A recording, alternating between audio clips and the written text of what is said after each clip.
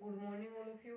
BSc first year में inorganic chemistry की unit 4 पढ़ ली थी हमने। एस ब्लॉक एलिमेंट्स हम कंप्लीट किए थे।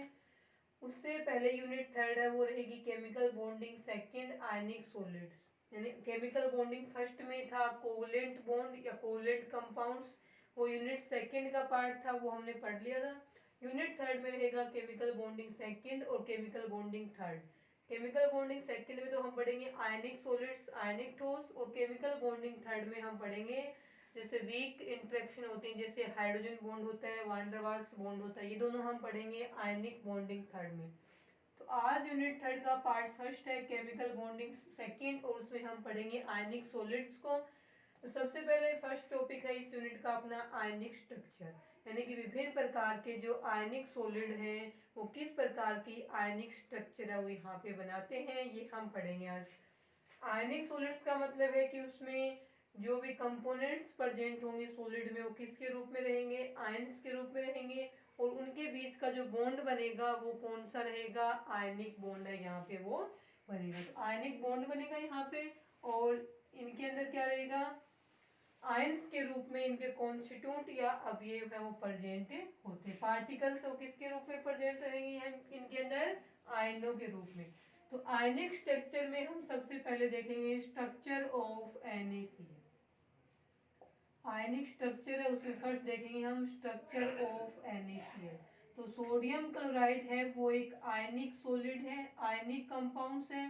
तो सोडियम क्लोराइड की स्ट्रक्चर है वो हम सबसे पहले यहाँ पे पढ़ेंगे। तो जैसे कि उसमें सॉलिड स्टेट में होता है कि आयनिक सॉलिड्स हैं वो कई प्रकार के स्ट्रक्चर बना सकते हैं, जैसे BCC है, FCC है, SC है, ECC है, ये सब हम सॉलिड स्टेट में पढ़ेंगे। उससे पहले हम डायरेक्ट ये देखते हैं कि NaCl किस प्रकार के स्ट्रक्चर का फॉर्मेशन है वो करते हैं। तो यहाँ पे आएगा कि जो NaCl है उसके अंदर दो प्रकार के आयंस प्रेजेंट होते हैं, एक तो होता है Na पॉजिटिव और दूसरे आयंस कौन से होते हैं, Cl नेगेटिव आयंस वो यहाँ पे रहेंगे। ठीक है, इसमें से Cl नेगेटिव आयंस है वो तो क्या करते हैं, FCC लेटिस का फॉर्मेशन करते हैं, FCC लेटिस। ठीक है, FCC लेटिस का मतलब क्या है कि फेस सेंटर्ड क्यूबिक लेटिस बनाएंगे, यहाँ पे जालक बनाएंगे। अब फेस सेंटर्ड क्यूबिक का मतलब क्या होता है कि फलक केंद्रित घनीय जालक बनाते हैं Cl नेगेटिव, केवल Cl नेगेटिव बनाते हैं। तो Na पॉजिटिव क्या बनते हैं, कोई भी क्यूब बनता है, कोई भी सॉलिड होता है आयनिक सॉलिड, तो उसका जो लेटिस बनता है जालक, उसमें कुछ है इंटरस्टिशियल साइट्स या फिर हम बोलते हैं अंतराकाश रह जाते हैं, वॉइड रह जाती हैं। वॉइड्स हैं उनके अंदर क्या पाए जाएंगे, सोडियम धनायन है वो पाए जाएंगे। तो FCC लेटिस की जो ओक्टाहेड्रल वॉइड होती हैं, अष्टफलकीय रिक्तिका होती हैं, उनमें क्या पाए जाते हैं, Na पॉजिटिव आयन है वो पाए जाते हैं। तो सबसे पहले लिखा जाएगा कि NaCl वाले स्ट्रक्चर में तो Cl negative ion FCC lattice बनाएंगे, और ये क्या बनाते हैं, ओक्टाहेड्रल वॉइड में पाए जाते हैं। अब ये देखो आपकी FCC लेटिस बनाएंगे तो कितने क्या प्रेजेंट रहेंगी, तो इसमें आएगा FCC लेटिस में कहाँ पे होते हैं Cl नेगेटिव आयन, तो फेस सेंटर्ड क्यूबिक लेटिस है उसके अंदर जो लेटिस पॉइंट होते हैं यहाँ पे किससे मिलके बना है, ये Cl नेगेटिव से। तो एक तो ये होते हैं 8 कॉर्नर पे, तो 8 Cl नेगेटिव आयन कॉर्नर पे रहेंगे, क्योंकि क्यूब में होते कितने हैं, 8 कॉर्नर होते हैं। और उसके साथ साथ में प्रत्येक फेस के सेंटर पे, ईच फेस सेंटर, फेस 6 होती है क्यूब में, तो 6 फेस हो गए, 6 ही सेंटर हो गए, और प्रत्येक पे क्या होते हैं, Cl नेगेटिव आयंस प्रेजेंट होते हैं। अब ओक्टाहेड्रल की बात आती है कि ओक्टाहेड्रल वॉइड है वो कितनी है यहाँ पे, तो FCC लेटिस के अंदर ओक्टाहेड्रल वॉइड टोटल कितनी होती है, तो ओक्टाहेड्रल वॉइड प्रेजेंट कहाँ पे होती है, प्रत्येक एज के सेंटर पे, ईच एज सेंटर, प्रत्येक एज के सेंटर पे क्या होंगी, ऑक्टाहेड्रल वॉइड। 12 एज हैं तो 12 ही एज सेंटर होंगे, और 12 ही वहां पे Na पॉजिटिव आयन प्रेजेंट होंगे। आ गए समझ में, एक तो यहाँ पे होती है ऑक्टाहेड्रल वॉइड, और एक ऑक्टाहेड्रल वॉइड होती है क्यूब के सेंटर पे। तो यहाँ पे हम लिखेंगे क्यूब सेंटर। ये लोकेशन है ऑक्टाहेड्रल वॉइड की, कि ऑक्टाहेड्रल वॉइड एज सेंटर में पाई जाती है। ईच एज, प्रत्येक एज के सेंटर पे 12 एज है तो 12 एज सेंटर हो गए, और क्यूब सेंटर एक है तो वहां पे एक Na पॉजिटिव आयन है वो पाया जाएगा। ये बन गया इस प्रकार से लैटिस। अब यदि हम इसके स्ट्रक्चर बनाएं तो किस प्रकार से बनेगी, स्ट्रक्चर बनेगी इसकी इस प्रकार से। ये हमने बना ली एक क्यूब। यहाँ पे हम Na पॉजिटिव Cl नेगेटिव नहीं लिखेंगे, डायरेक्ट इसको हम किस प्रकार से शो करेंगे, देखो। तो इसमें ये रहेगा कि प्रत्येक कॉर्नर पे, ये पहला कॉर्नर है, सेकंड, तो कॉर्नर पे तो क्या है, Cl नेगेटिव आयन है जो FCC लैटिस बना रहे हैं, ये होगी। और 6 कहाँ पे है, वो फेस पे है, दूसरी फेस पे, तीसरी फेस पे, चौथी फेस पे, पीछे वाली फेस पे, और ये इस आगे वाले फेस पे। तो इसको हम लिख देंगे यहाँ पे। ये ऐसे जो लिखे हुए ना वो क्या है, Cl नेगेटिव आयन है। तो Cl नेगेटिव आयन को हमने शो कर दिया 8 कॉर्नर पे और 6 यहाँ पे। अब हमें Na पॉजिटिव आयन को शो करना है इस क्यूब में। तो एज, प्रत्येक एज की ऑक्टाहेड्रल वॉइड में, और ऑक्टाहेड्रल वॉइड प्रत्येक एज के सेंटर में रहेगी। ये वाली एज है, दो कॉर्नर को मिलाने वाली लाइन है, उसको हम एज बोलते हैं, यहाँ पे किनारा बोलेंगे।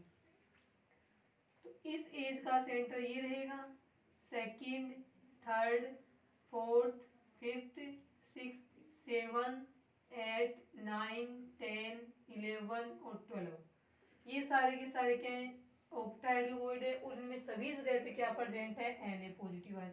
इसके अलावा Na पॉजिटिव आयन इस क्यूब के सेंटर में भी प्रेजेंट है। तो इस प्रकार से जो शो किया हमने इस क्यूब में, वो क्या रहेंगे, Na पॉजिटिव आयन्स है वो रहेंगे। तो इस प्रकार से NaCl की FCC स्ट्रक्चर बनती है। ये पूरा लैटिस नहीं है NaCl का, ये तो सिर्फ NaCl की एक क्यूब बनाई हमने, कि एक क्यूब में इस प्रकार से, एक यूनिट सेल में इस प्रकार से Na पॉजिटिव, ठीक है, एक यूनिट सेल में इस प्रकार से आयन्स है वो यहाँ पे प्रेजेंट रहेंगे। तो देखो कितनी यूनिट्स प्रेजेंट होते हैं, कितने Cl नेगेटिव की यूनिट्स प्रेजेंट है, और कितने Na पॉजिटिव आयंस प्रेजेंट है एक यूनिट सेल में। पर यूनिट सेल की बात हो रही है यहाँ पे। तो देखिए पर यूनिट सेल में हम किस प्रकार से कैलकुलेट करेंगे। अपने को पता है कॉर्नर पे जो प्रेजेंट होते हैं, कॉर्नर वाले अपना 1/8 का कंट्रीब्यूशन करते हैं एक क्यूब में, क्योंकि कॉर्नर पे जो भी आयंस प्रेजेंट होगा ना वो 8 क्यूब में कॉमन होता है। 8 क्यूब आपस में जुड़ी हुई होती हैं, यहाँ पे क्यूब, उसके पास वाली क्यूब, यहाँ वाली और यहाँ वाली। तो यहाँ पे जो बीच में जो होता है ना, एक चारों में से कोई भी एक क्यूब का कॉर्नर ले लो, कॉमन रहेगा। इन चारों के ऊपर 4 क्यूब हो रहे हैं, तो बीच वाला जो कॉर्नर वाला था ना, चारों क्यूब का अंदर वाला जो कॉर्नर मिला हुआ था, उसका जो कॉर्नर वाला ये जो लैटिस पॉइंट होता है, यहाँ पे जो भी आयंस प्रेजेंट होता है वो 8 क्यूब में कॉमन रहेगा। 8 क्यूब में कॉमन रहेगा, तो कॉर्नर वाला जो भी है, किसी भी क्यूब के कॉर्नर पे जो मॉलिक्यूल्स या आयंस प्रेजेंट होता है उसका उस क्यूब में 1/8 का कंट्रीब्यूशन होगा। बॉडी सेंटर पे जो आयंस प्रेजेंट होता है, बॉडी सेंटर तो खुद के अंदर ही रहेगा ना, तो वो ये जो आयंस है वो किसी दूसरे क्यूब में थोड़ा ना है, तो खुद इसी में है पूरा का पूरा, तो इसका योगदान 1 रहेगा। फेस के सेंटर पे जो प्रेजेंट होता है उसका योगदान होता है एक, फेस 2 क्यूब में कॉमन रहेगी तो उसका योगदान कितना रहेगा, 1/2। और जो एज पे प्रेजेंट होता है ना, एज सेंटर पे, उसके लिए आता है कि एक एज है वो 4 क्यूब में कॉमन होती है, इसलिए एक क्यूब में उसका योगदान रहेगा 1/4। ये याद रखना, इनकी हेल्प से क्या निकलेंगे, पर यूनिट सेल में कितने आयंस प्रेजेंट है वो निकलेंगे। तो 8 है कॉर्नर पे, प्रत्येक का 1/8 कॉन्ट्रीब्यूशन, 8 से 8 कट गया, 1 बच गया। 6 फेस सेंटर पे, फेस वाला कितना योगदान करता है, 1/2 का, इंटू 1/2, इससे काटेंगे 3, तो यहाँ पे 3, टोटल कितने हो गए, 1 और 3 को मिला करके कितना बन गया, 4। यानी पर यूनिट सेल में 4 Cl नेगेटिव आयन है वो प्रेजेंट होते हैं। यहाँ पे हम लिखेंगे 4 Cl negative ions present are per unit cell में, कितने होंगे, 4 Cl नेगेटिव आयन्स यहाँ पे रहेंगे।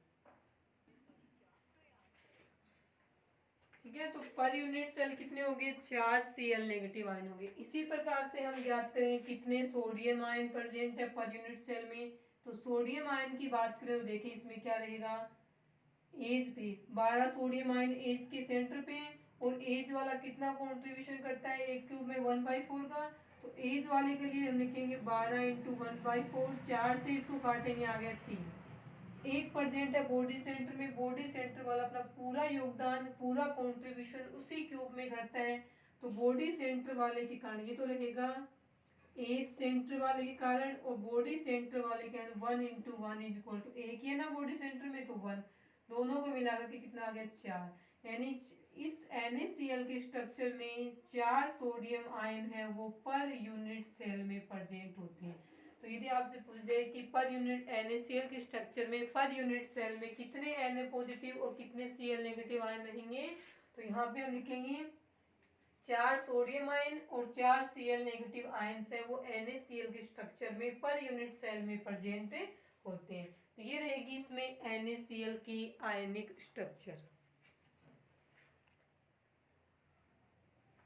उसके बाद में देखें इसमें और क्या ज्ञात करेंगे हम, कोऑर्डिनेशन नंबर याद करते हैं यहाँ पे किसका, Na पॉजिटिव आयंस का और Cl नेगेटिव आयंस का। ठीक है, इसके बाद में हम ज्ञात करेंगे कोऑर्डिनेशन नंबर रेशियो आता है कई बार, कोऑर्डिनेशन नंबर रेशियो लिखो। तो देखें कोऑर्डिनेशन नंबर रेशियो इस प्रकार से पूछ सकते हैं आपको ये रेशियो कि Na पॉजिटिव और Cl नेगेटिव का लिखो, या फिर इस प्रकार से पूछ सकता है कि Cl नेगेटिव और Na पॉजिटिव का कोऑर्डिनेशन नंबर को। और यदि नहीं पूछे तो आपको कौन से वाला मानना है, मतलब ये मेंशन नहीं करे उसमें कि कौन सा रेशियो बताना है, तो आप ये वाला इक्वल मानेंगे, क्योंकि NaCl में पहले Na पॉजिटिव आता है, Cl नेगेटिव इसके बाद में आता है। तो हम लिखेंगे इसको Na पॉजिटिव और Cl नेगेटिव से लिखेंगे। ठीक है, तो उसके बाद में देखें आप कोऑर्डिनेशन नंबर की रेशियो किस प्रकार से ज्ञात करेंगे। तो ऑक्टाहेड्रल वॉइड है, Na पॉजिटिव आयन कहाँ प्रेजेंट है, ऑक्टाहेड्रल वॉइड में प्रेजेंट है। और ऑक्टाहेड्रल वॉइड क्या होती है, ऑक्टाहेड्रल वॉइड है वो उसका कोऑर्डिनेशन नंबर ही क्या होता है, 6 होता है। क्योंकि ऑक्टाहेड्रल वॉइड है वो किससे कितने यहाँ पे ये जो एटम्स है आयन्स है उनसे मिलके बनी हुई होती है, तो 6 से मिलके बनी हुई होती है। तो कोई भी जगह उसका कोऑर्डिनेशन नंबर देखना तो हम ये देखेंगे कि वो जगह कितने अणु परमाणु या आयनों से या कितनी वस्तुओं से घिरी हुई है।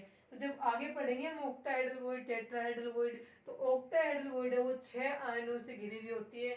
तो ऑक्टाहेड्रल वॉइड का कोऑर्डिनेशन नंबर कितना होता है, 6 होता है। और जो वॉइड का कोऑर्डिनेशन होता है वही उस वॉइड में प्रेजेंट एटम या आयंस का कोऑर्डिनेशन भी क्या रहेगा, वही रहेगा जो उस वॉइड का कोऑर्डिनेशन नंबर होता है। तो यहाँ पे हम लिखेंगे कि Na पॉजिटिव आयन का कोऑर्डिनेशन नंबर कितना हो गया, 6। अब बात आती है यहाँ पे कि Cl नेगेटिव आयन का कोऑर्डिनेशन नंबर है वो हम किस प्रकार से ज्ञात करें। तो देखिए यहाँ पे Cl नेगेटिव वाले की हम बात कर लेते हैं। इस वाले में ये कॉर्नर वाला प्रेजेंट है, कॉर्नर पे क्या है, इसमें Cl नेगेटिव आयंस प्रेजेंट है, प्रत्येक फेस में भी क्या है Cl नेगेटिव आयन प्रेजेंट है। फेस सेंटर वाले से देख लो आप, ये फेस सेंटर पे क्या प्रेजेंट है, Cl नेगेटिव आयन है। कितने से घिरा हुआ है, तो ये 1 2 3 4, इसके इस साइड में भी क्या है एक क्यूब है, उस क्यूब के भी क्या है 2 सोडियम आयन होंगे। यानी कि Cl नेगेटिव का कोऑर्डिनेशन नंबर भी कितना होता है, यहाँ पे 6 होता है। तो ये कोऑर्डिनेशन नंबर रेशियो तो इक्वल है। बाद में कई आयन कई सॉलिड ऐसे होते हैं जिसमें रेशियो इक्वल नहीं आता, तो इसमें ये पूछे चाहे ये पूछे दोनों ही क्या रहेंगे 6:6। अब कोऑर्डिनेशन नंबर का मतलब क्या होता है, यहाँ पे कोऑर्डिनेशन नंबर 6:6 आया, इसका मतलब क्या होता है, तो 6:6 आने का मतलब ये होता है कि NaCl के स्ट्रक्चर में प्रत्येक sodium ion 6 Cl negative ion से घिरा हुआ है, और प्रत्येक Cl नेगेटिव आयन 6 सोडियम आयनों से घिरा हुआ रहता है। तो NaCl के स्ट्रक्चर में क्या आएगा कि NaCl का कोऑर्डिनेशन नंबर रेशियो 6:6 है। इसका मतलब ये है कि NaCl की स्ट्रक्चर में प्रत्येक सोडियम आयन 6 Cl नेगेटिव आयनों से, और प्रत्येक Cl नेगेटिव आयन है वो 6 सोडियम धनायनों के द्वारा घिरा हुआ रहता है। अब ये रेशियो वगैरह आने के बाद में आता है इसके अंदर रेडियस रेशियो। ठीक है, रेडियस रेशियो देखो किस प्रकार से रहेगा।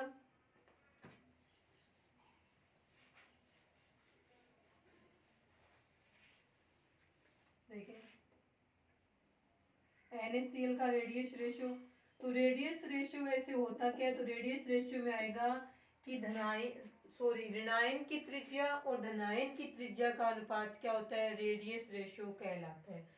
धनायन की त्रिज्या और ऋणायन की त्रिज्या, ऊपर लिखनी है धनायन की त्रिज्या, तो धनायन पॉजिटिव वाला है तो यहाँ पे लिखेंगे R पॉजिटिव अपॉन में R नेगेटिव। ऐसे नहीं लिखें तो इसको हम ऐसे भी लिख सकते हैं, स्मॉल r का मतलब धनायन की त्रिज्या, क्योंकि धनायन का आकार ऋणायन से छोटा होगा तो उसकी त्रिज्या कम रहेगी, कम होगी तो उसको हम स्मॉल r से लिख रहे हैं। और कैपिटल R का मतलब बड़ी त्रिज्या किसकी होती है, एनायन की होती है। तो धनायन की त्रिज्या और ऋणायन की त्रिज्या का अनुपात ही त्रिज्या अनुपात या रेडियस रेशियो कहलाता है। और NaCl के लिए NaCl का जो रेडियस रेशियो है वो आपके आएगा 0.525 के इक्वल होता है। रेडियस रेशियो की यूनिट्स वगैरह नहीं होगी, क्योंकि ये पिकोमीटर में तो ये भी पिकोमीटर में, ये नैनोमीटर का तो ये भी नैनोमीटर का, कैंसिल होके रेडियस रेशियो की कोई भी यूनिट्स है वो नहीं बचेगी। तो धनायन और ऋणायन की त्रिज्या का अनुपात रेडियस रेशियो कहलाएगा। सोडियम NaCl के लिए रेडियस रेशियो कितना रहेगा, 0.525 के इक्वल होता है। अब इसमें क्वेश्चन किस प्रकार से आते हैं, तो ये रेडियस रेशियो वाला आता है। रेडियस रेशियो वाले के बाद में क्वेश्चन ये आता है कि NaCl की स्ट्रक्चर में टोटल कितने सोडियम धनायन और कितने Cl नेगेटिव आयंस प्रेजेंट हैं।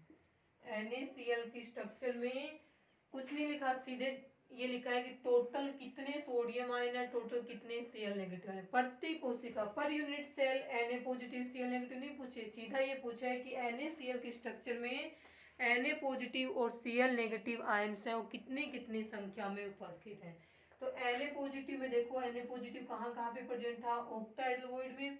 ऑक्टाइडलोइड 12 तो थी यहाँ पे एज सेंटर पे, तो 12 इंटू 1/4 कॉन्ट्रीब्यूशन हो जाए, या फिर हम सीधे पर यूनिट से डायरेक्ट देख रहे हैं कितने सोडियम धनायन है, तो 12 एज है तो 12 एज सेंटर पे रहेंगे और एक होता है बॉडी सेंटर पे, तो इनकी टोटल संख्या कितनी होगी, 13। तो NaCl की स्ट्रक्चर में टोटल Na पॉजिटिव आयन कितने होते हैं, 13। अब Cl नेगेटिव की बात करें तो Cl नेगेटिव आयन कहाँ कहाँ पे होते हैं, कॉर्नर पे होते हैं 8, और प्रत्येक फेस के सेंटर पे रहेंगे 6, तो 8 और 6 कितने हो गए, 14। तो NaCl के स्ट्रक्चर में 13 सोडियम धनायन और 14 Cl नेगेटिव आयन से उपस्थित होते हैं। लेकिन यदि क्वेश्चन ये आ जाए कि NaCl के स्ट्रक्चर में पर यूनिट सेल कितने सोडियम धनायन और कितने Cl नेगेटिव आयंस प्रेजेंट है, तब हम कौन से लिखेंगे, जो यूनिट सेल में दिखाई थी ना इसमें पीछे वाले में, वह लिखना है आपको, कंट्रीब्यूशन याद करके लिखेंगे हम यहाँ पे। तो कंट्रीब्यूशन में क्या आएगा, ये जो 12 एज सेंटर प्रेजेंट हैं, तो एज सेंटर वाले 12 है, कंट्रीब्यूशन करेंगे 1/4 का तो 3, और बॉडी सेंटर वाला अपना पूरा कंट्रीब्यूशन उसी में करेगा तो 1, 3 और 1 क्या है, 4। तो पर यूनिट सेल कितने प्रेजेंट हैं, 4 सोडियम धनायन प्रेजेंट रहेंगी। तो सोडियम धनायन के नीचे आप क्या लिखेंगे, 4 लिख देंगे। पर यूनिट सेल में कितने Cl नेगेटिव आयन है, तो कॉर्नर वाले 8 है वो 1/8 का कंट्रीब्यूशन करेंगे तो 1 आ गया, इसे कट करके, और प्रत्येक फेस सेंटर वाला क्या करेगा, 1/2 का, क्योंकि एक फेस 2 क्यूब में कॉमन होती है और एक कॉर्नर 8 क्यूब में कॉमन होता है, इसलिए 1/8, और एक एज सेंटर है वो 4 क्यूब में कॉमन होता है, इसलिए 1 का 1/4 योगदान, ये बनेगा 3, तो कितने बन गए, 4। यानी NaCl की स्ट्रक्चर में पर यूनिट सेल 4 सोडियम धनायन और 4 Cl नेगेटिव आयन यहाँ पे प्रेजेंट होते हैं। ये रहेगा आपका NaCl के स्ट्रक्चर, ये ऐसे स्ट्रक्चर बन जाएगी NaCl की।